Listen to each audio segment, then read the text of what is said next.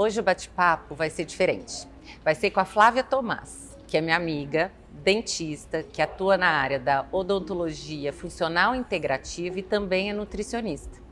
E o assunto vai ser beleza, que a beleza não é só de fora, também é de dentro para fora. Bem-vinda, Flávia. Obrigada, Cláudia. É um prazer sempre bom conversar com você. Então vamos falar da beleza, né? De dentro para fora. Nós podemos começar por onde? Pela principal questão. Muita gente me pergunta, eu também sempre quis saber, sobre o colágeno. Vale a pena a gente suplementar com colágeno? Bom, o colágeno já foi uma polêmica, né? Mas hoje nós já temos muitos trabalhos muito bem conduzidos que mostram que sim, que o colágeno tem sua aplicabilidade na saúde da pele, não só da pele como de outras estruturas, como os vasos sanguíneos, os ossos, cabelo, intestino, né? Todos esses tecidos precisam de colágeno. Mas o que vale ressaltar é que a ingestão do colágeno, a suplementação do colágeno, não é como as pessoas pensam. Muita gente acha que vai ingerir o colágeno e que automaticamente ele vem para a pele. Da forma que ele foi ingerido, ele vem para a pele. Não, tá? Toda proteína que nós ingerimos, ela tem que ser hidrolisada, ela tem que ser quebrada no estômago e para ser absorvida em forma de aminoácido.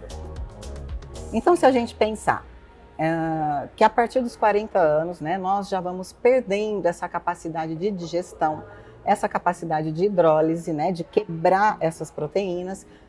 Talvez, na hora que ingerir o colágeno, pode ser que ele não seja quebrado adequadamente em aminoácidos, né? Porque os aminoácidos é que serão absorvidos. Então, ingerir o colágeno hidrolisado já seria mais interessante. E se eu não faço exame nenhum, só quero tomar o colágeno para minha pele, isso vai funcionar? Pode ser que sim, pode ser que não, né? Tem muita gente que fala, tomei colágeno, minha pele melhorou, tá ótima. Tem gente que fala, nossa, eu tomo, não resolve nada. Por quê? Depois da hidrólise, ele precisa de algumas vias para esses aminoácidos que foram absorvidos se transformarem efetivamente no colágeno. E essas vias, às vezes, estão bloqueadas. Por exemplo, um alimento que bloqueia a via de produção do colágeno é o açúcar. Mas açúcar envelhece. E também, eu costumo falar, né? Sabe a hemoglobina glicada, né? Que é uma molécula de açúcar ligada numa hemoglobina, né? Que é uma proteína. Tem o colágeno glicado também. Né? Então, o açúcar ele não se liga somente na hemoglobina, ele se liga em outras proteínas, o colágeno é uma delas, e aí ele se degenera. Essas vias bloqueadas também pode acontecer por falta de nutrientes. Você perguntou dos exames? Por exemplo, níveis de zinco são importantíssimos, de cobre, tá? São minerais importantes na produção do colágeno, vitamina C. A vitamina C tem dois papéis muito importantes na produção do colágeno.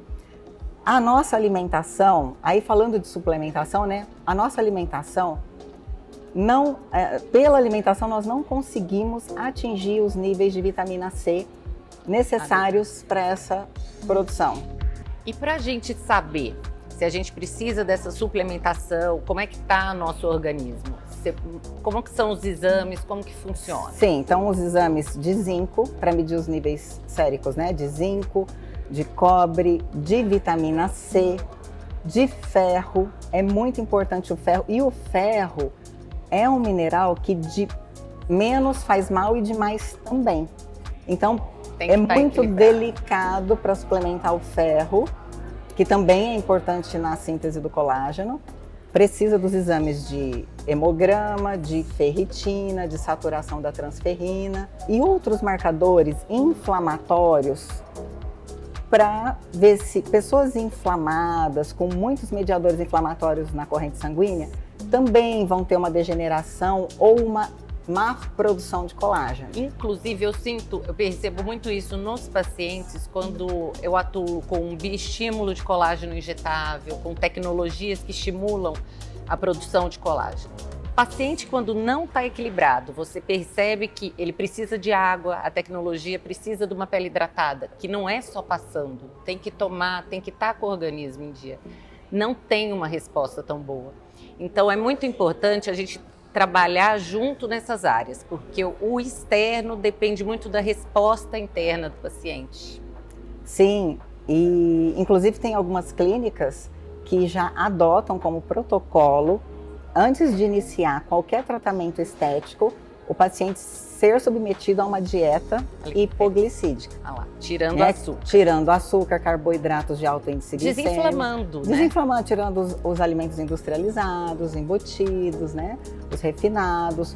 E adotando uma dieta mais natural, com frutas variadas, não em excesso, né? Carboidratos complexos, proteína. E a quantidade de proteína também adequada, porque, via de regra, a maior parte das mulheres que chegam no meu consultório chegam com uma ingestão inadequada de proteína. Inclusive, se a pessoa tem uma alimentação muito adequada, segue as suas orientações para equilibrar essa alimentação, mesmo assim, você vê a necessidade de tomar colágeno? Porque eu mesmo não indico para as pacientes tomarem colágeno, porque eu sei que vai ter certas pessoas que não vai ter essa eficiência. Todo mundo deve tomar o colágeno? Pensando, Cláudia, na quantidade de proteína, né, entre 1,8 e 2 gramas por quilo de peso, se a pessoa conseguir atingir através da alimentação, é um fato.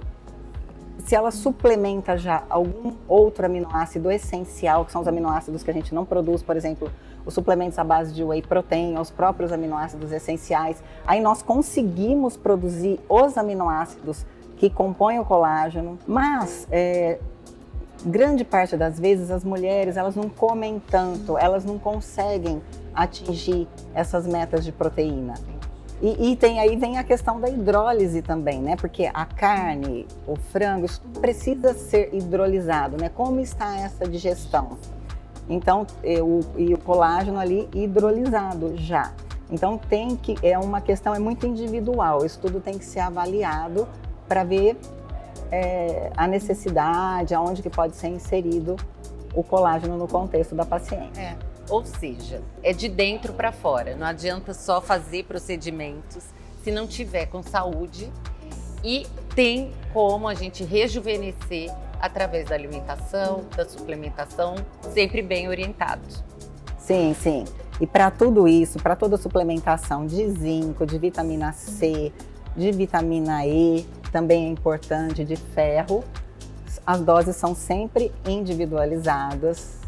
E então procurar sempre o profissional de saúde competente para isso. Eu noto muito assim, eu mesma, até alguns pacientes, que depois de uma certa idade muda. A gente muda nosso pique, a gente muda a pele. Eu relaciono muito isso com os hormônios. Como é que é isso? Os hormônios têm uma relação direta com essa degradação de colágeno? Tem, Cláudia, tem. Quando começam os declínios hormonais na mulher, né, a partir dos 35 anos, a mulher começa a passar a passagem dela da idade fértil para a idade não fértil. E a queda do estradiol, do estrógeno e da progesterona realmente aumentam a degradação do colágeno. Por isso, a importância de logo ajustar essa alimentação o quanto antes, a hidratação, o estilo de vida, né, a prática de atividade física, cuidar da pele, porque o colágeno que perdeu. Pode até conseguir um pouquinho mais, mas vai ficar sempre lutando com aquilo e cuidar dessa saúde hormonal. E como é que a gente pode cuidar dessa saúde hormonal? Existe a modulação hormonal e a reposição hormonal. A reposição hormonal pode ser feita com médico de confiança, de preferência com os hormônios bioidênticos. Vai ver se existe indicação para essa paciente. São pouquíssimas as contraindicações. A gente fala que são só 2, ou quando a paciente de fato não quer, tem medo, ou quando ela teve câncer de mama, não história familiar. Mas aí a questão de acertar com o médico a reposição. A modulação pode ser feita através de alimentos, ela deve já ser feita através de alimentos, como a semente de linhaça, as frutas vermelhas, os chás de sálvia, de melissa, de alecrim, a soja, né? Mas aí a soja na forma da suplementação. Então, esses alimentos, eles têm fitoestrógenos que vão se ligar nos receptores do estrógeno e fazer o papel. E mesmo que a mulher já faça a reposição hormonal, esses alimentos ajudam a modular esses receptores para que essa reposição funcione de uma maneira melhor. Então, tem que focar mesmo nos alimentos importantes para essa modulação. A gente tem que focar nos hábitos, né? Tanto alimentar quanto do protetor solar, porque o sol, eu não posso esquecer de dizer que é o que mais degrada colágeno, né? E alimentação, sol e hidratação. E o tabaco, né? O fumo, que a gente não citou, mas que uma coisa que certeza também destrói bastante o colágeno. Além da suplementação, que a gente sabe que pode fazer para ter essa modulação hormonal, tem alguns tópicos, alguns cremes tópicos que usam essa linha?